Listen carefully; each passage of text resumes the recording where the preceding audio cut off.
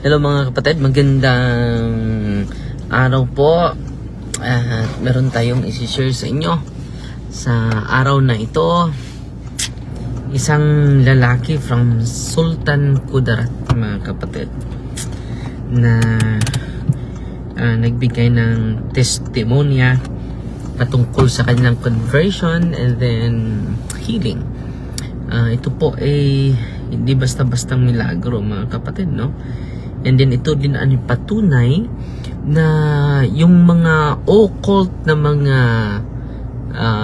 paraphernalia makabigay sa iyo ng temporal na kagalingan, pero hindi tunay na kagalingan mga kapatid.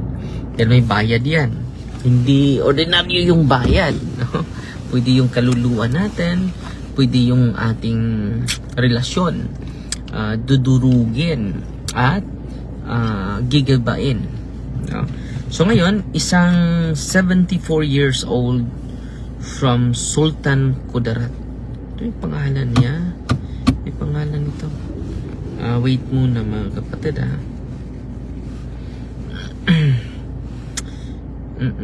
At magbigay din tayo ng komento sa isang may bata na yung ulo niya ay inihipo ng kamay na bigla lang nawala. Siguro mamaya atin yan pag-usapan. Magandang araw po mga kapuntos, at sa araw na ito po meron po akong tampok na video para sa inyo at sana ay magustuhan ninyo. Kaya sa mga bago pa po sa aming channel, please po don't forget to hit the subscribe button at ang notification bell para maging notified kayo sa bawat video na ilalabas ko sa channel na ito. At bilang kahilingan po ng punto por punto team at naway maintindihan po ninyo, sana po wag nyo pong i-skip yung mga ads sa aming mga video. Sa maliit na bagay na po na yan, malaking tulong po yan sa ating programa at sa ating ministry. Sana po maunawaan po ninyo. Maraming salamat po, kaya wag na po natin patagalin. Simulan na po natin.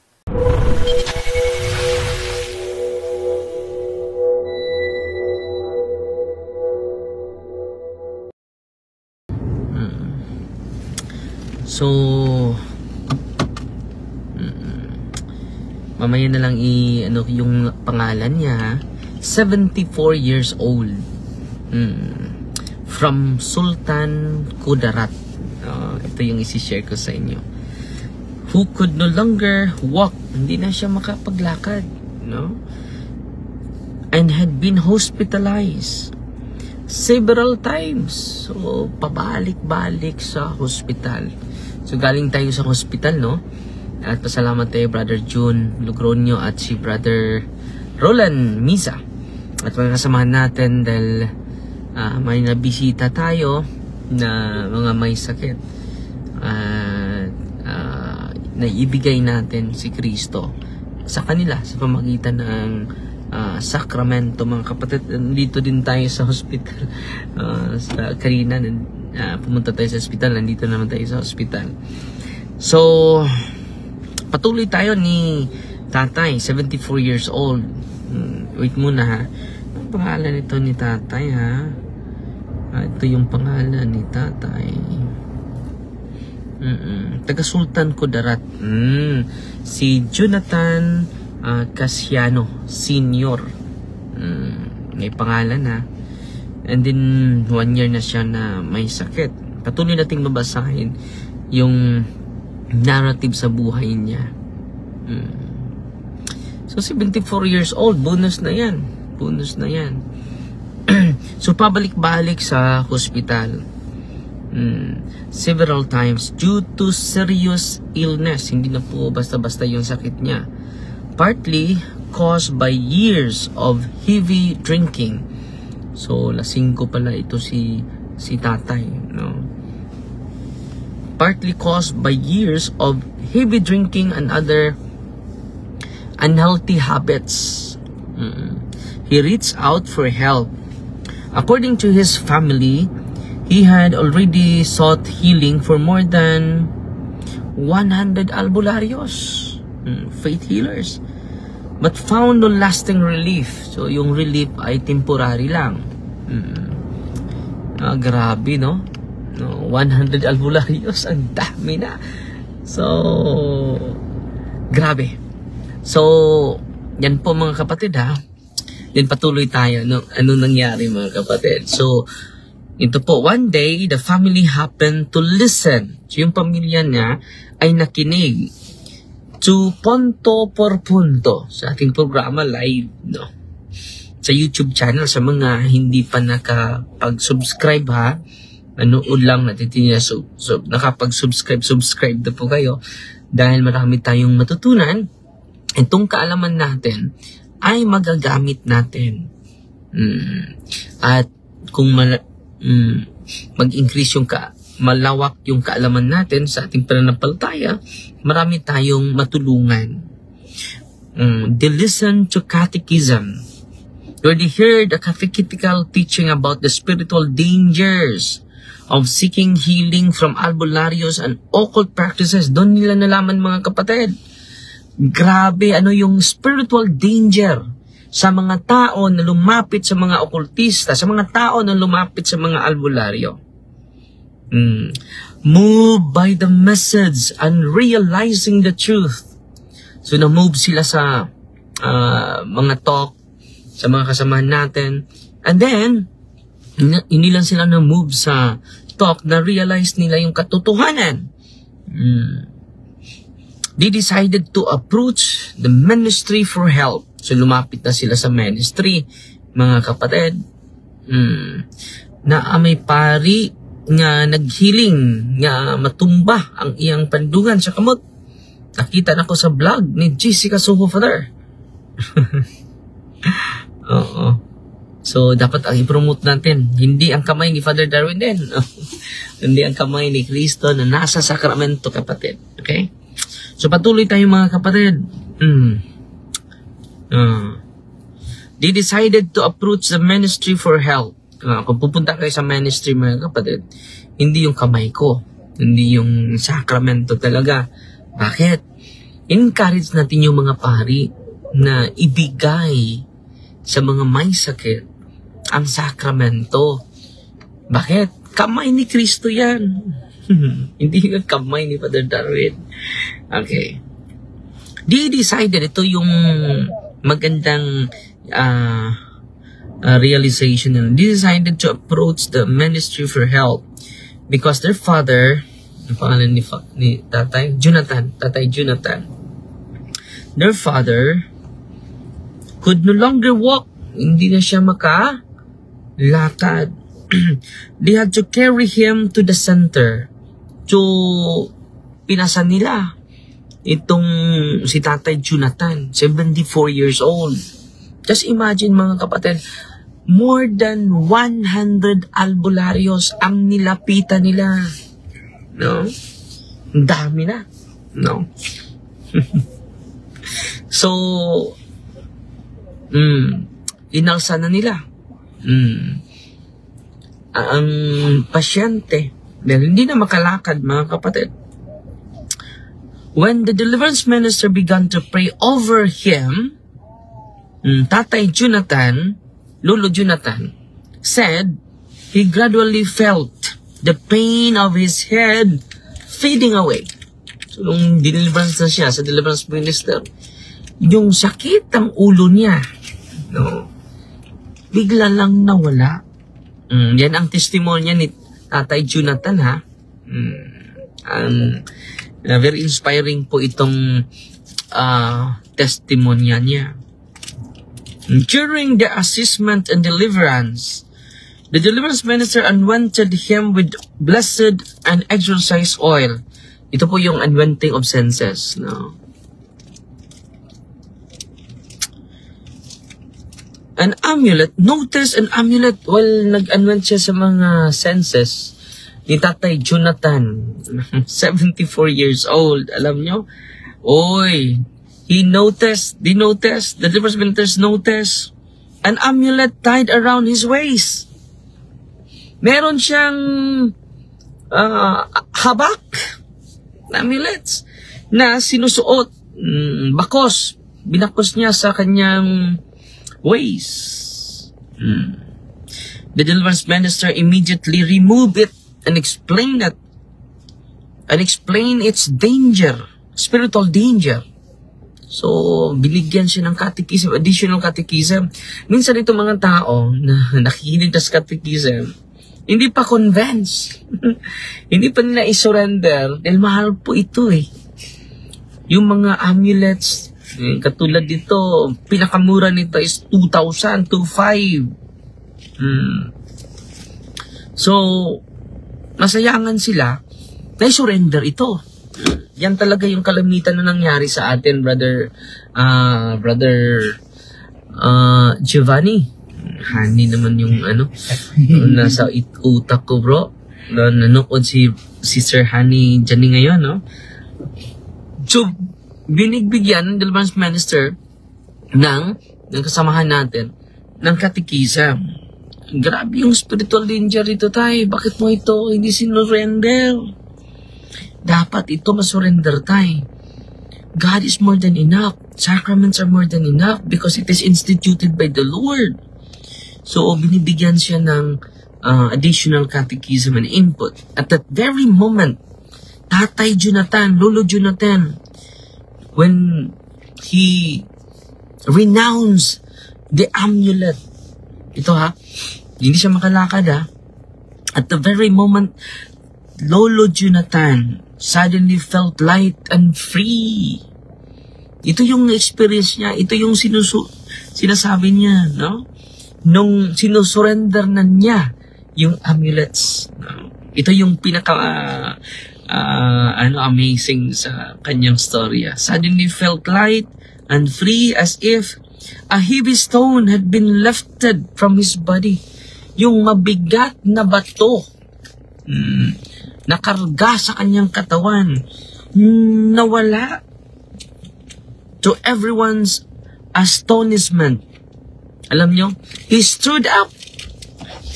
Lumakad siya on his own. Diba, sabi ko kanina na gidayungan siya. Ang Tagalog gidayungan? Binuhat siya sa mga kasamahan niya dahil he could not walk. He stood up. And just imagine yung mga amulet ninyo, no? Yan ang nagbigay additional sa mga kabigat sa katawan ninyo. Tingnan niyo yung mga nagkomentaryo sa atin. Grabe yung mga amulets nila, no?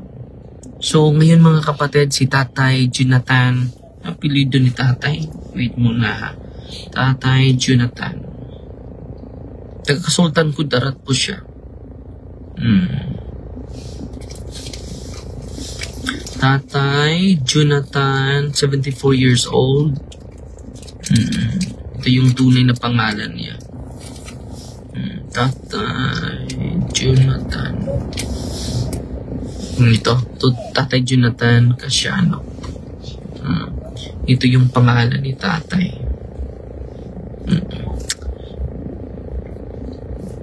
Tatay Jonathan Casiano Sr.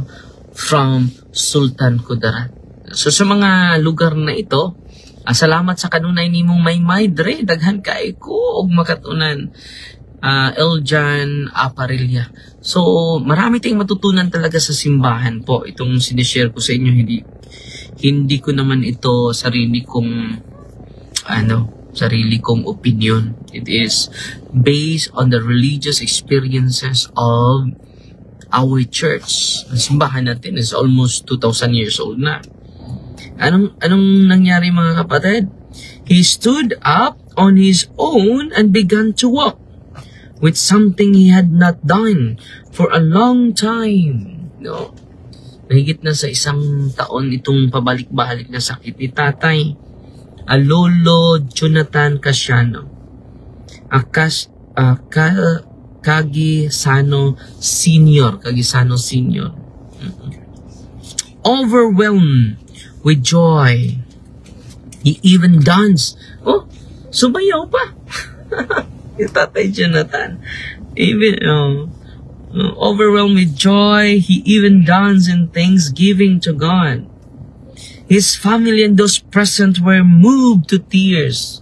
Yung buong pamilya niya, mga kapatid, umiyak talaga. Sa harap ng kasamahan natin ng deliverance minister, they could hardly believe what they were witnessing. The deliverance minister then urged the whole family to go to confession. Hindi pa ito naka-receive ng confession, ha? Just imagine, hindi pa naka-receive ng sacramentals lang po. Muna yung na-receive niya. 74 years old from Sultan Kudarat. Very inspiring po, no? So, the whole family should renounce all the past involvement with occult practices. Ito yung pinapayo si deliverance minister na kasama natin. Una, go to the confession. The whole family should receive the sacrament of confession. Receive the Eucharist. And to renounce all past involvement with occult practices. Ang dami na. Dahil more than 100 daw. Mga albularyo nilapitan nila, Brother John. Dami.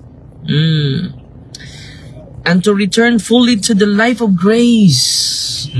State of grace, mga kapatid. After the deliverance prayer, the family joyfully received the sacraments. Ang buong pamilya po nag-receive ng sacrament. And then, tinatawagan ko yung deliverance minister ngayong araw na ito na kumusta na si Tatay Lolo Jonathan? Nag-send sa atin ng picture. Ito yung picture ni Tatay Jonathan, no? Amazing, mga kapatid. Ipakita ko sa inyo, ha? At buong pamilya, galing sila nagsamba. Ito na si Tatay, no? Buong pamilya niya, nagpicture sila. Ito na po si Tatay, oh. Nakatayo. Ito si Tatay. Tatay Lolo Jonathan Cagisano Senior. Oh. Yan na si Tatay, ha? So, bago pa po itong picture nila, na na-send dahil kinukunta ko at pinapaluap natin, baka babalik sa pag-uwi nila. Pero si Tatay, nagsimba na, sa loob sila ng simbahan, no? Pakita ko mo din sa inyo na si Mama Mary sa likod niya. So, pinumusta natin yung kanyang buong pamilya at sa awa ng Diyos, si Tatay na maraming mga amulets nag-surrender, nakalakad na. So, praise the Lord, mga kapatid, no? Makabigay sa atin ng inspirasyon itong testimonya ni Tatay Jonathan, Lolo Jonathan, 74 years old, maglulo na tayo, no? Dahil lulo na po si Tatay, lulo na po 74 years old. So patuloy tayo mag-share sa magandang storya at dito tayo sa katekisa. No? Today, the once paralyzed man is completely healed. Completely healed. Pero yung healing niya ay secondary lang po. Ang pinaka-importante po, mga kapatid. Peace be with you, Father. Paano maka-avail ng sacramentals? All the way from Surala, South Cotabato. Thanks po. Una, bili kayo ng tubig, asin, rock salt, ng olive oil, ipa-bless nyo sa pari.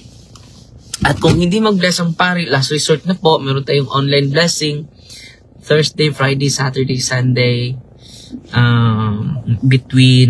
after sa mass natin dun sa office natin. Okay? And then, last resort na po yung online blessing, mga kapatid. Cross, medals, miraculous medal, Our Lady of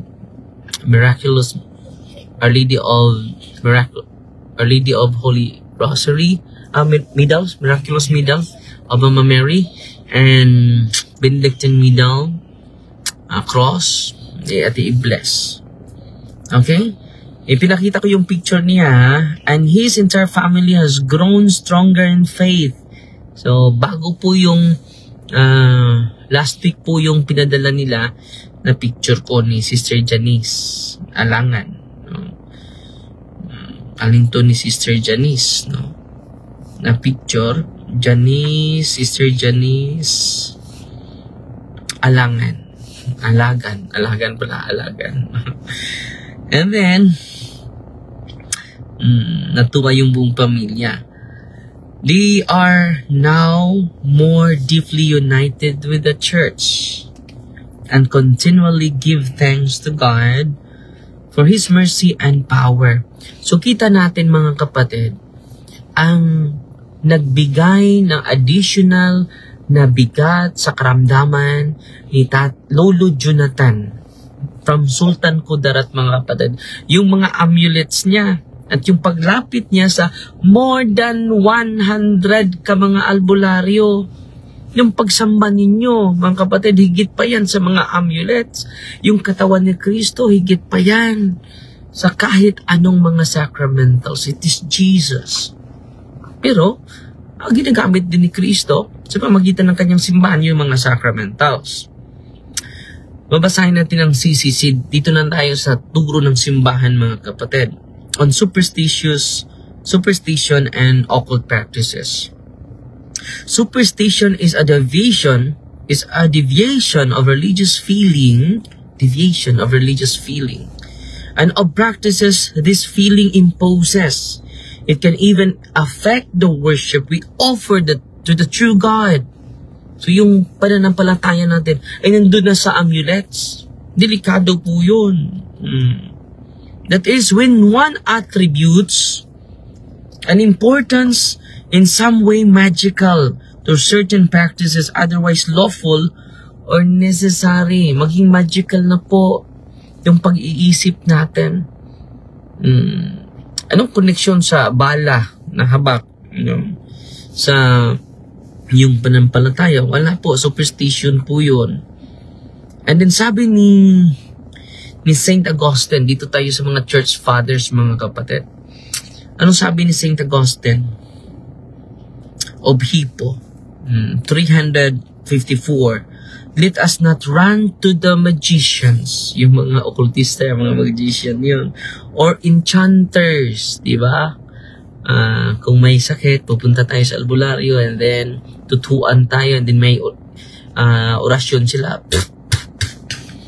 May orasyon sila. When we are sick, let us not run. Anong sabi ni St. Augustine po? Hindi po ito sarili kong opinion. Galing po ito sa mga church fathers natin. Let us not run to magicians or enchanters when we are sick. Christ is the true physician. His word heals both body and soul. Anong gagawin natin? Mag-aral tayo. Magbasa tayo. Therefore tayo gagawa ng kahit ano, babasahin natin yung ebanghelyo.